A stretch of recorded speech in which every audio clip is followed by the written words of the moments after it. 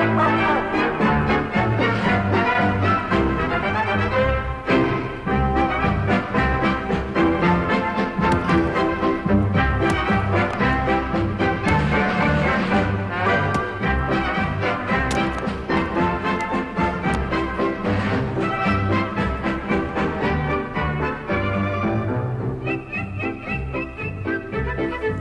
back, everybody. My name is Tim. This is another Real Ideal Gear Review.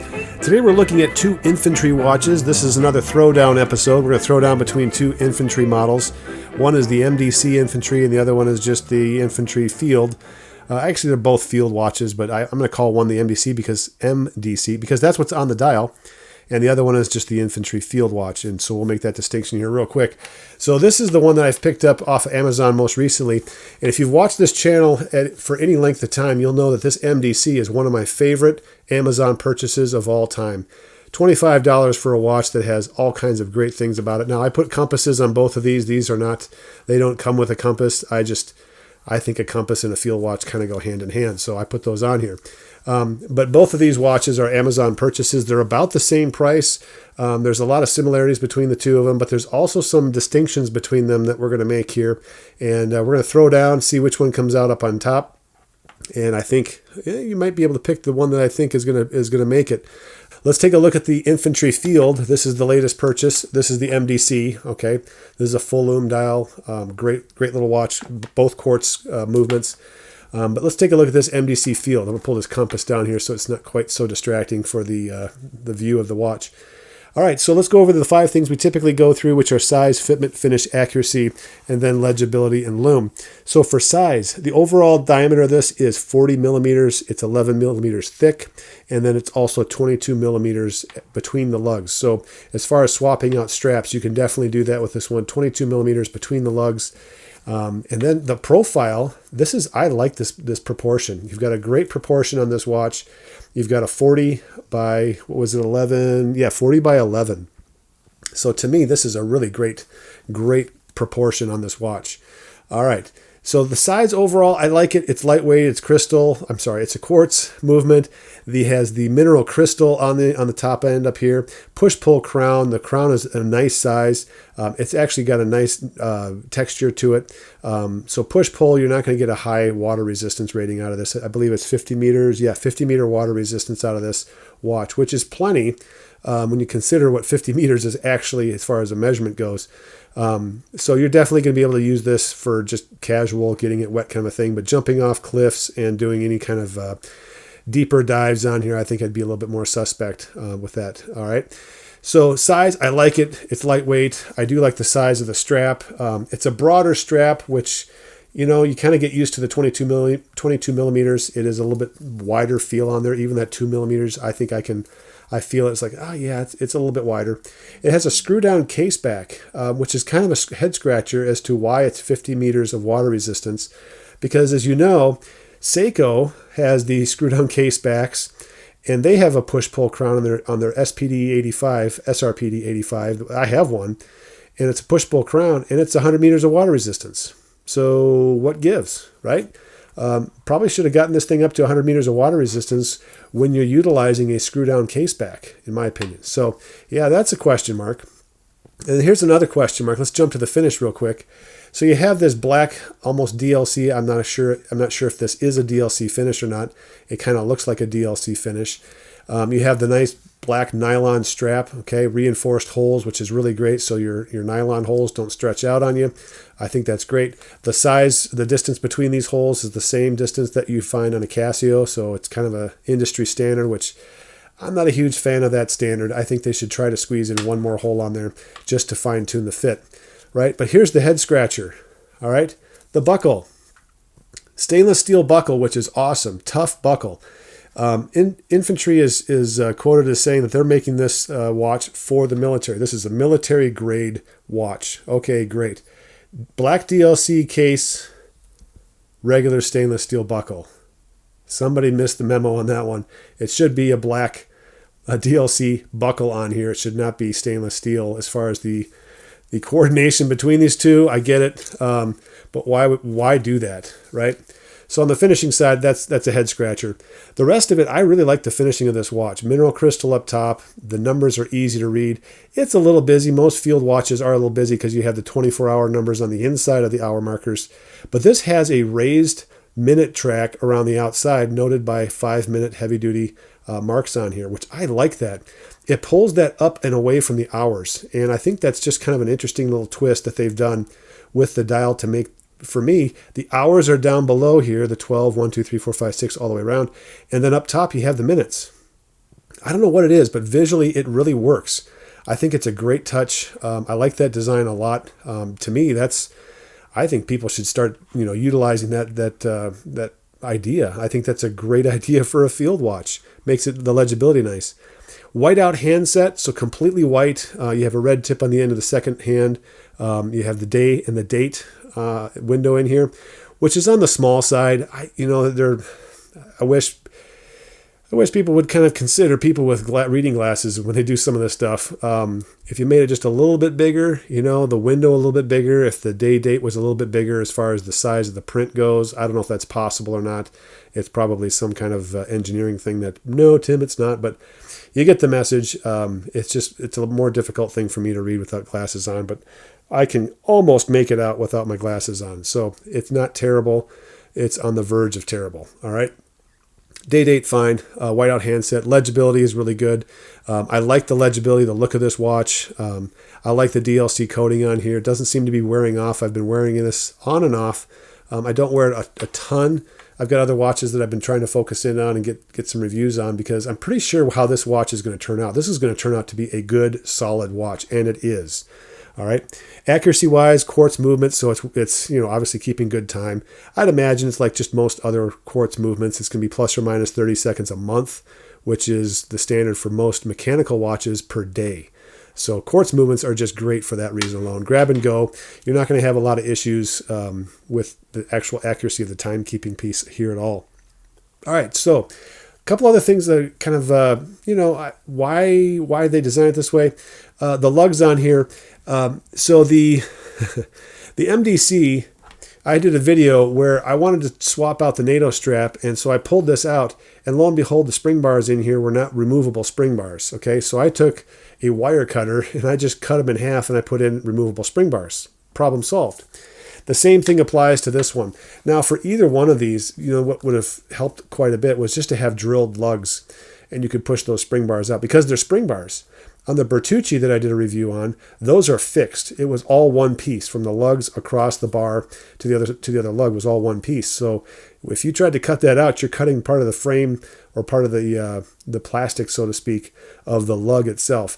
These are actual spring bars, so I'm going to probably do the same thing, take a wire cutter out, cut the spring bar in half, and then put in a removable spring bar, and then I can swap the straps out to different colors, different things that I want to use it for.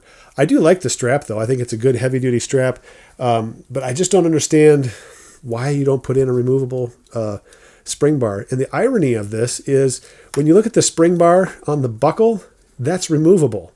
I can remove this buckle, but I can't remove the spring bars on the case. So yeah, I think that should be reversed. Make it more difficult to take the buckle off if you want, and easier to take the strap off. So I do like the design. I like the layout. I love the strap. The strap is a heavy-duty strap. This strap is going to take a lot of abuse.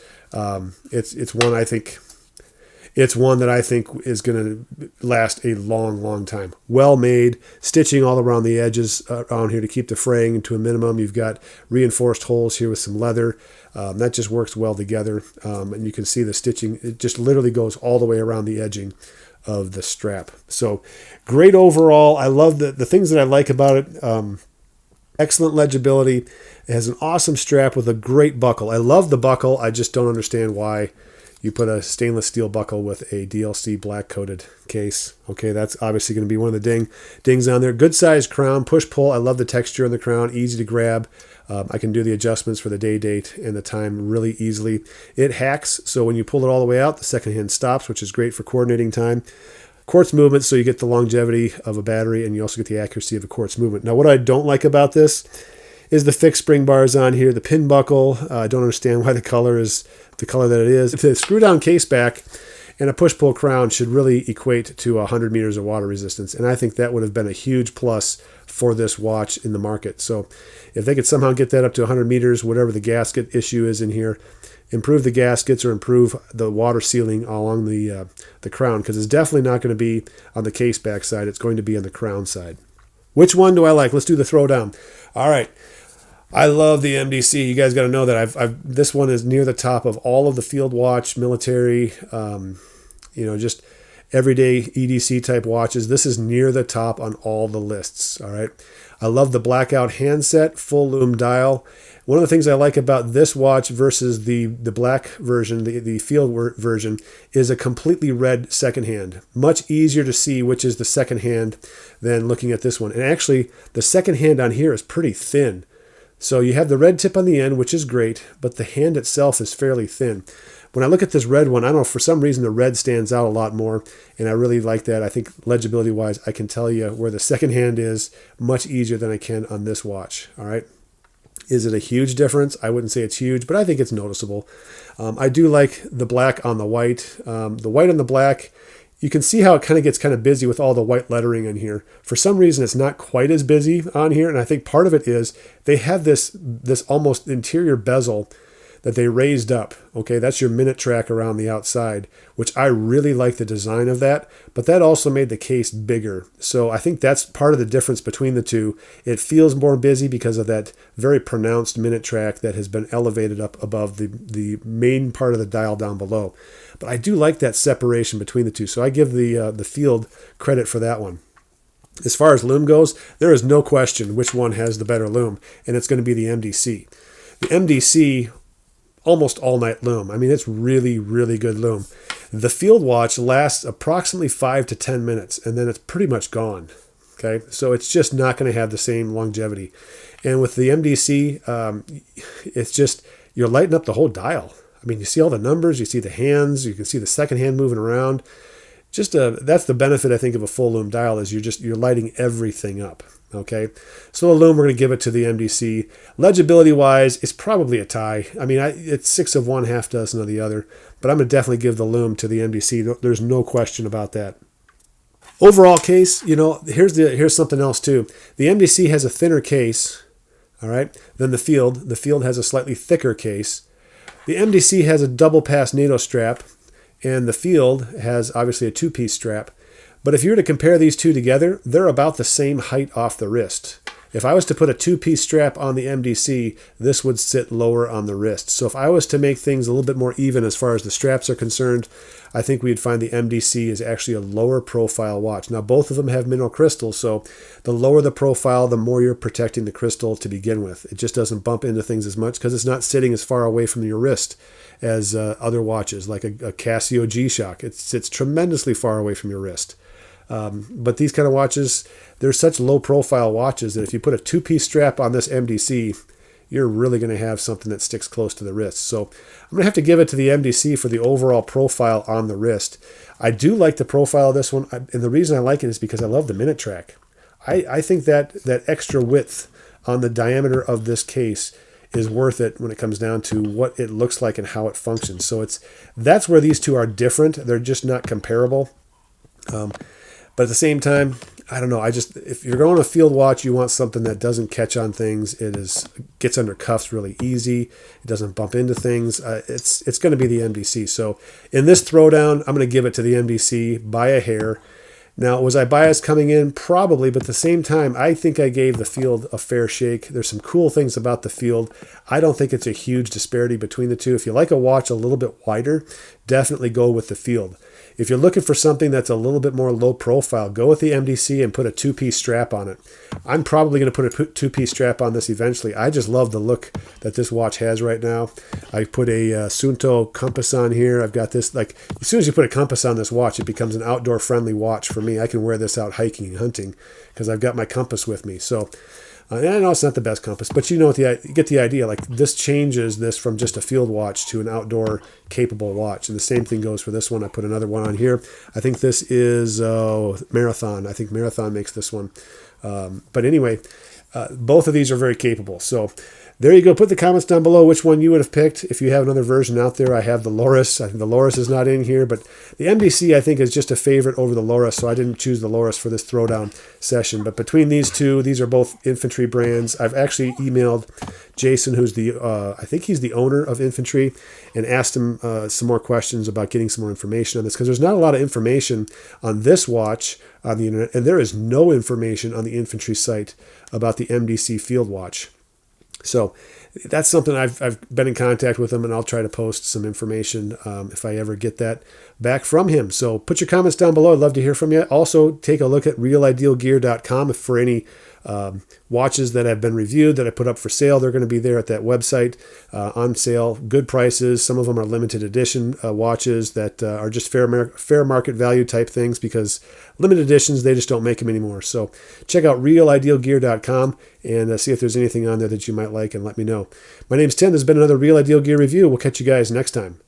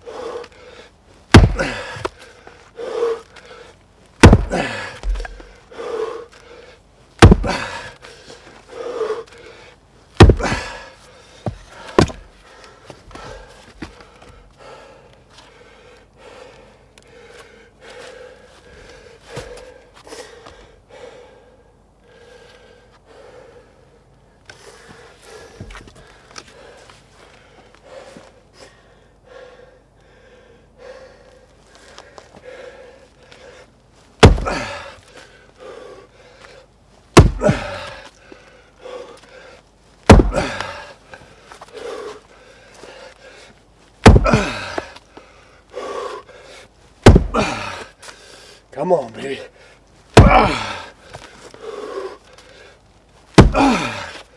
Here we go.